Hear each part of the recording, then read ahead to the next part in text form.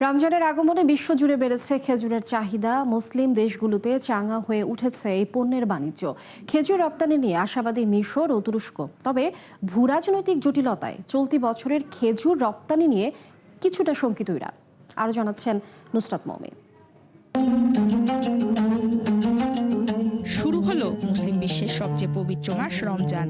মাসব্যাপী সংযম ও ইবাদতের সময় কাটাবেন ধর্মপ্রাণ মুসল্লিরা। দিনভর রোজা রেখে দ্রুত ক্লান্তি কাটাতে রোজাদারদের পছন্দের তালিকায় সবার উপরে থাকে খেজুর। আর এতেই বিশ্বব্যাপী চাহিদা বাড়ে ইফতারের অন্যতম এই অনুষঙ্গে। তথ্য বলছে চলতি বছর রমজান ঘিরে বৈশ্বিক রপ্তানি হতে পারে ৮ লাখ টন খেজুর। বৈশ্বিক মোট খেজুরের 18% সরবরাহ করে মিশর। তবে চলতি বছর দেশটির অভ্যন্তরীণ বাজারে দাম বেড়ে যাওয়ায় কমেছে চাহিদা। প্রতি কেজি খেজুর $1 নিচে নামানোর দাবি স্থানীয়দের। যদিও পরিবহন খরচ বেড়ে যাওয়ায় আপাতত কমছে না দাম। অন্যদিকে বিশ্বব্যাপী মিশরের খেজুরের চাহিদা বছর ব্যবধানে বেড়েছে 30%। এখন পর্যন্ত বিশ্বের 35টি দেশে খেজুর রপ্তানি করে আফ্রিকার দেশটি। মিশরীয় খেজুরের 84%ই যায় তুরস্কে। রমজানের আগমনে দেশটিতে খেজুরের আমদানি ও রপ্তানি দুটোই বেড়েছে।